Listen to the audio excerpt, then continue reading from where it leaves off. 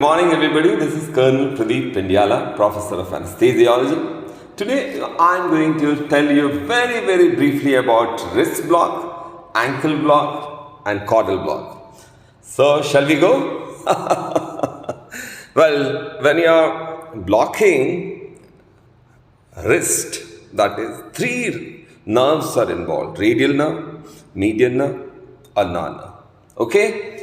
When you want to block the median nerve, you have to put the needle around 3 centimeters proximal to the distal palmar crease. I'm sure you know there are two palmar creases, proximal and distal.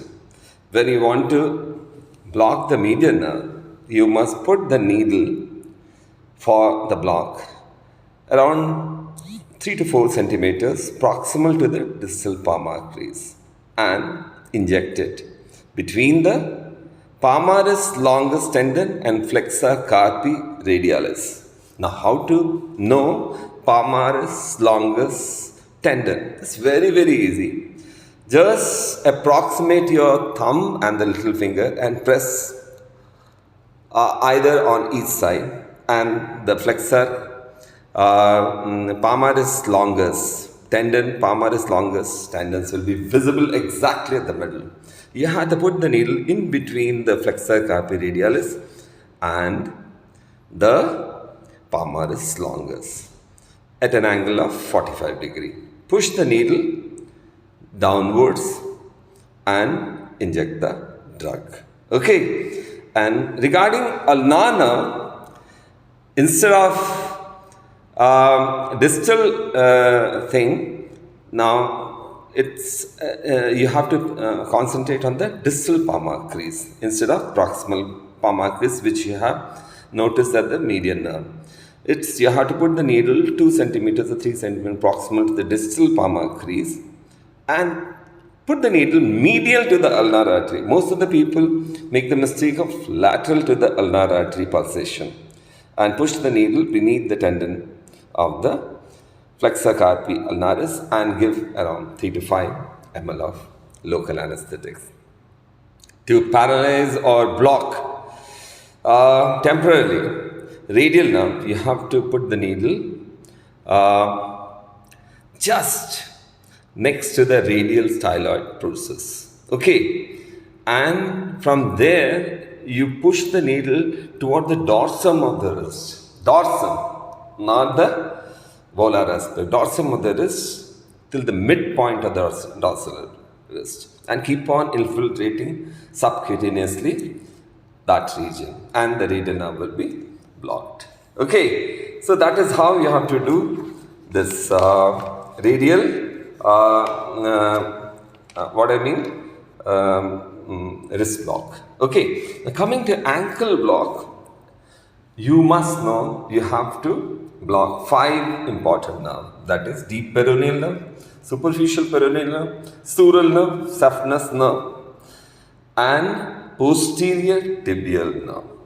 Now you must know the location of each. Only if you know the location of these 5 nerves, you can easily block the ankle block. And one more thing, you don't ever use nerve stimulator or a USG to block ankle block, because the landmarks are very easy to locate. You don't require, if just you have to know the landmarks and you'll get a perfect ankle block. So shall we go? The deep peroneal nerve is at the level of the malleolar. So you have to block between the external hallucis longus tendon. Just like palmaris longus, you have to identify extensor hallucis longus here tendon. How? You can easily locate it by asking the patient to dorsiflex the great toe. And you have to put the needle in between extensor hallucis longus and extensor digitorum longus until the needle hits the bone. And don't inject the drug into the bone because it might cause osteomyelitis. Pull back a little and deposit around 5 to 10 ml of local anesthetic. Then you will block the extensor,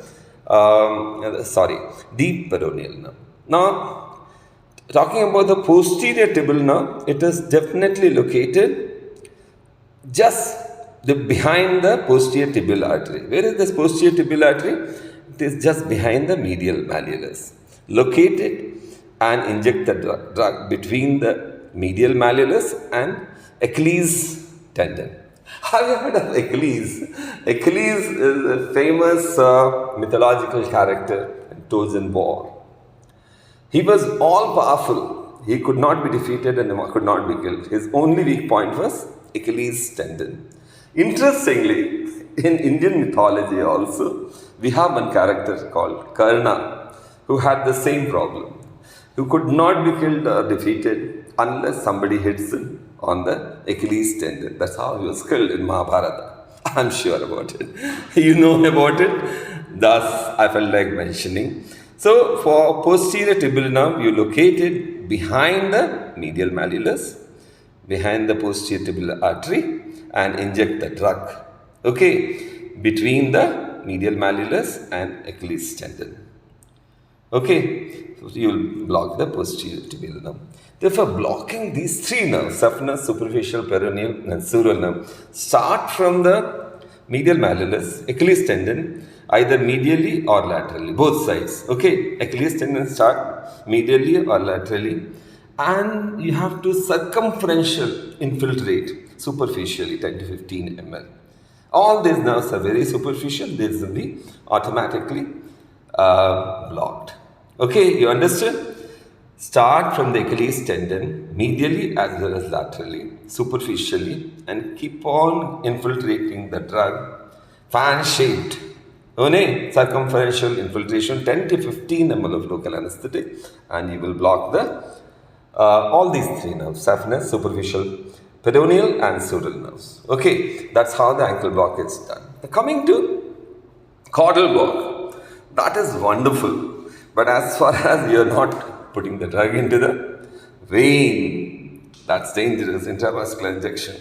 Vein is very much present almost all through the sacral nerve sometimes, although it is normally ends at around S2 to S3, but sometimes the entire canal can have the vein and epidural vein, sacral epidural vein, that can be injected inadvertently and cause intravascular injection of the drug that can cause catastrophic results.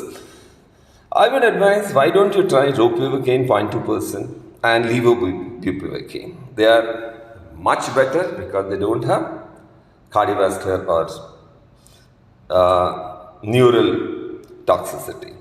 So, levobupivacaine is an enantiomer, S isomer of the drug, racemic mixture of bupivacaine, and I would always advise give levobupivacaine instead of bupivacaine or ropivacaine. They don't have cardiovascular effects, which is seen in bupivacaine. Firstly, and technique is very simple. Put the patient in left leg. Many people put the patient in prone position, all other places, but always put the patient in the left lateral position. That is the best, and flex should be nicely flexed at the hip, because that would you can easily locate the sacral cornea. That is the landmark. Sacral cornea is nothing but it's also known as sacral horns. It's a landmark where the injection has to be put in the sacral hiatus. Sacral hiatus is nothing but it's an incomplete midline fusion of the posterior part of the fifth sacral vertebra. It's an inverted U-shaped space covered with the sacrococcygeal membrane and a little bit of skin and fat. That's all. Easiest thing to locate it, sacrococcygeal membrane. At the level of sacral cornea on either side, in between, midpoint of this thing, inject the thing, taking a 60-degree angle, push the needle. The moment you push the needle in sacral hiatus covered by the sacrococcygeal membrane, you get a feel of give. The moment you get that feel, flatten the needle. Instead of 60 degree, flatten it along the skin and push it another 1 to 2 millimeter, maximum 3 millimeter. More than that, you can make it subdural, because you should know that distal part of dural sac ends somewhere between S1 and sometimes even at S3 level. And if your needle pierces ahead of that, it can pierce the dura mater and the entire injection would become, instead of caudal epidural injection, it will become subdural or intrathecal, and that could be having catastrophic result. So that's how you do the caudal block. It's very easy, and thanks for patient listening. I'm signing off for today. Have a wonderful Thursday. Today is 17th of November 2022. Bye bye. Take care.